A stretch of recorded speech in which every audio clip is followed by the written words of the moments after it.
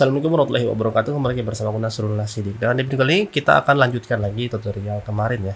Kemarin kita sudah sampai create dan read. Sekarang kita akan lanjutkan untuk bagian update dan delete. Sebelum itu aku mau hapus dulu ya sedikit-sedikit ya. Ini kemarin nggak sempat dihapus. Oke, ini page yang sudah kita bikin kemarin. Nah, ini kita bisa tambah text chartnya juga ya.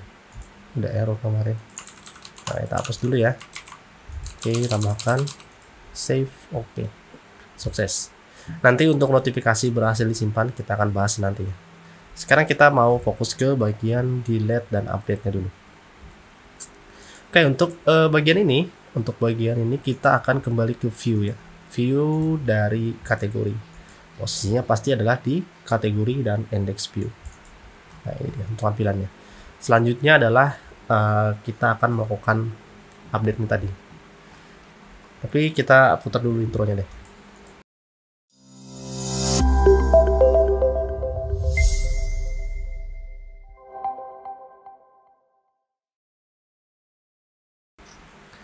Oke, jadi sebelum kita ke sini kita coba ke kategori dulu ya. Ada yang perlu aku perbaiki sedikit.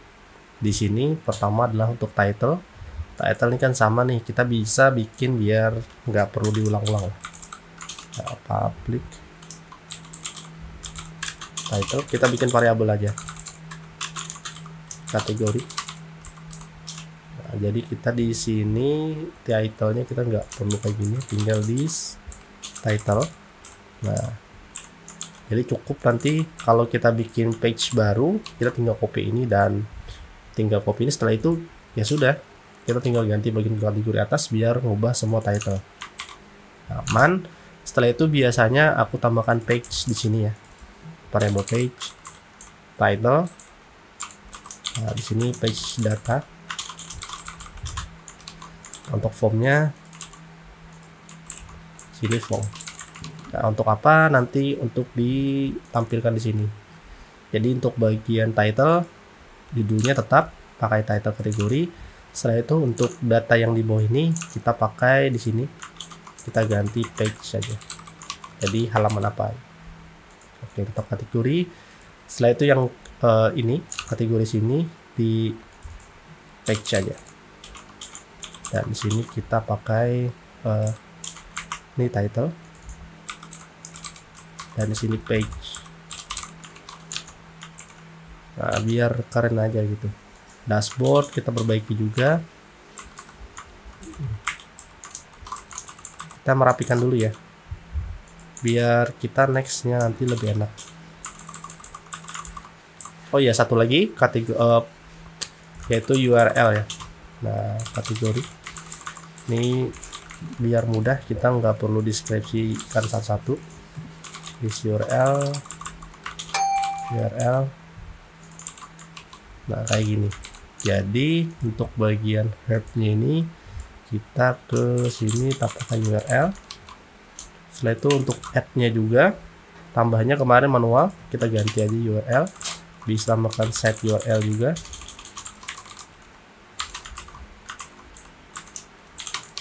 Oke, refresh, tambah. Oke, sudah sip. Setelah itu ke form juga ya sekalian, karena form sudah disetting juga nih untuk URL dan page ya. Sini page, index tadi di sini. Ini biar kita tidak perlu ngulang-ngulang edit ya. Refresh, oke, aman. Breadcrumb-nya sudah benar. Di sini kita pakai set URL. Setelah itu URL, save. Nah, oke. Dan di sini juga sama, set URL,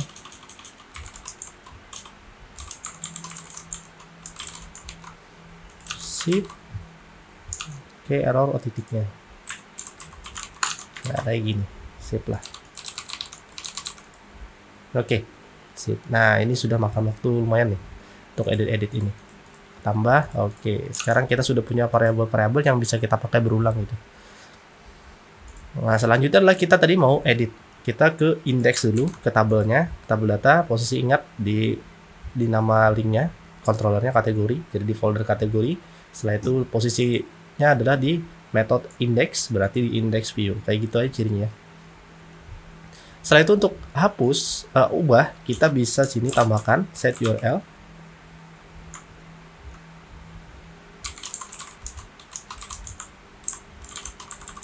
Nah, URL tadi apa? Setelah itu kita form dan tambahkan ID-nya, row ID. Nah, kayak gini. Option ini kita ganti jadi ubah. Oke, setelah itu option 2-nya nanti hapus.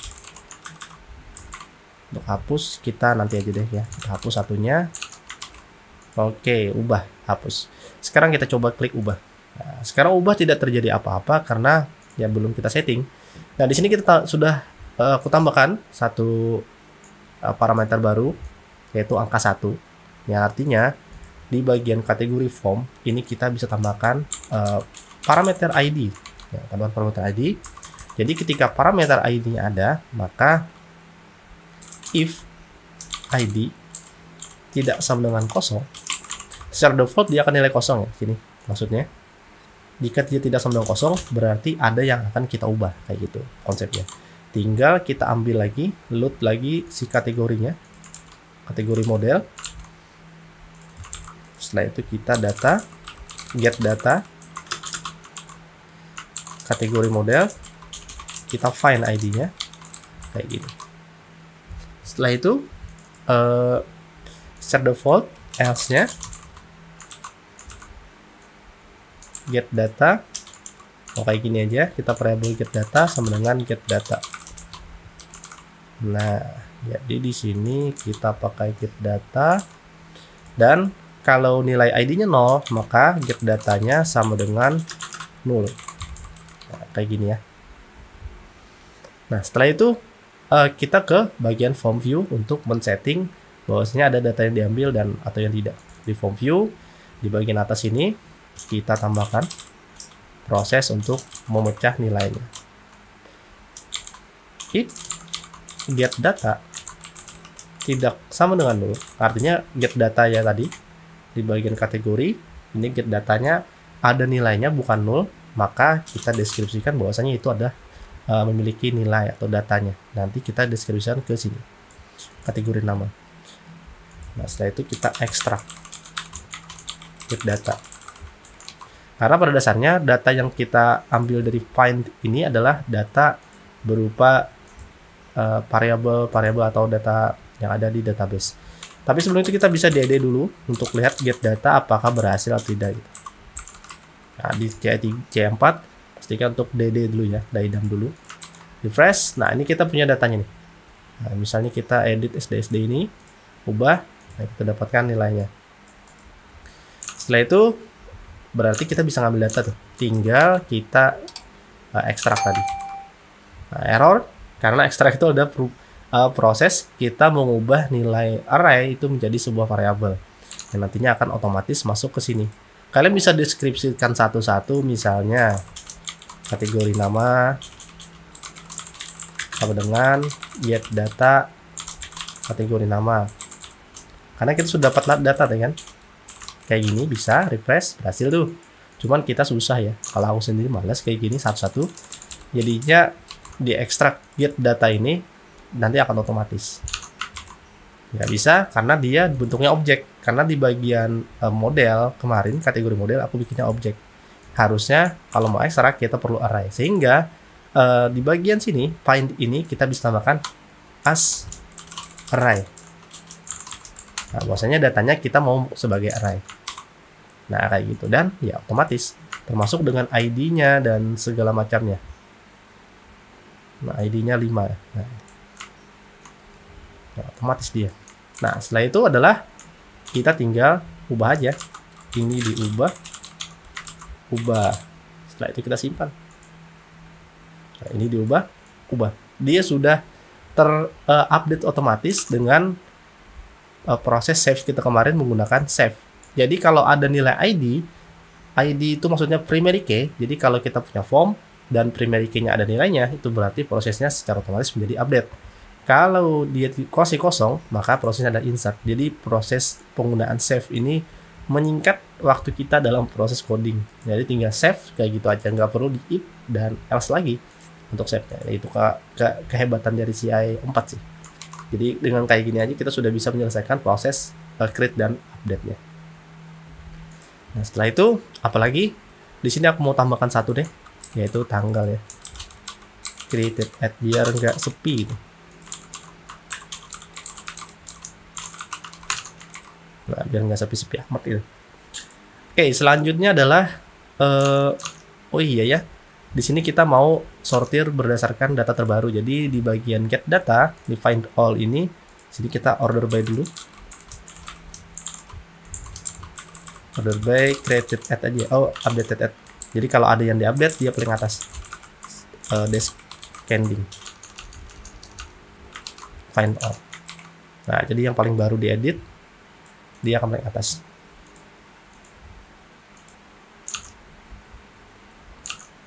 Simpan SDSD, hai, simpan.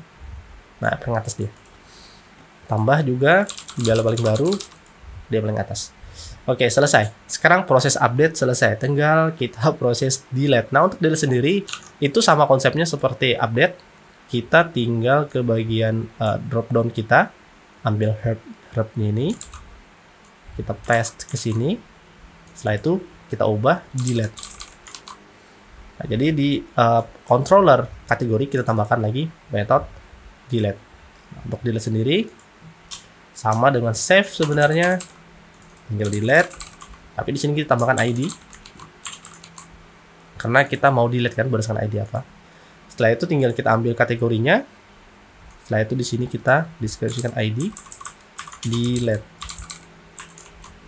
Dan setelah itu kita redirect ke kategori. Refresh, sekarang kita delete. Ada hapus, hapus. Oke, selesai. Jadi kita sudah selesai untuk melakukan proses delete-nya. Nah, sesimpel itu. Di CI 4 kita punya coding yang seringkas ini dengan model yang juga otomatis seringkas ini. Tinggal index dan view dan itu aja sih yang harus kita sama konsepnya, itu ya codingnya akan banyak seperti ini. Sebenarnya kalau kalian rajin dengan table ini, kalian bisa pakai library CI, tapi kalau aku males sih. Males untuk ngapal-ngapal karena juga susah juga kan untuk mengkonfigurasi tampilan tabelnya. Jadi lebih enak kita pakai HTML murni aja. Setelah itu apa? Setelah itu karena ini sudah selesai, ya sudah, kita di sini aku mau tambahkan ini data table aja biar tampilan kita lebih bagus. Kita ke measure lagi, table ya. Table, Ctrl U. Setelah itu kita ambil stylenya ke index, kita tambahkan sini style. Kita kemarin bikin style juga untuk sectionnya. Style kita copy, letakkan di sini. Ini kita bisa letakkan di layout kita. Nah, kita letakkan di layout aja deh ya, biar cepat gitu. Karena kita nanti bikin banyak banyak tabel, jadi pasti kepake. Jadi letakkan di sini. Setelah itu juga untuk jQuery-nya ambil di hit. Setelah itu kita measure dan di JavaScript juga sama.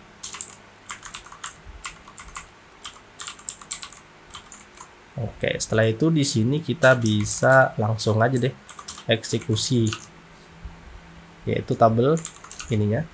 Nah, ini jQuery-nya, jQuery script ya untuk prosesnya. Kita tambahkan sini dt aja. Jadi apabila ada variabel dt di dalam coding kita, maka itu akan kita ubah otomatis menjadi data table tampilannya. Oke, data table 1. Oke, kayak gini aja deh. Refresh, ya kita sudah punya data table dan kita bisa untuk sortir, cari. Nah, cari dan semuanya. Meskipun tampilannya cuman tampil HTML ya, nggak data semua. Oke, jadi seperti itu aja untuk video kali ini. Untuk proses delete dan update-nya sesimpel itu. Next, di sini aku nanti akan tambahkan validasi dan juga tambahkan notif ya. Oh, ini error nih. Nah, nanti kita perbaiki deh. Oke, sampai ketemu di video selanjutnya. Selamat menjalankan ibadah puasa bagi teman-teman yang menjalankan. Assalamualaikum warahmatullahi wabarakatuh.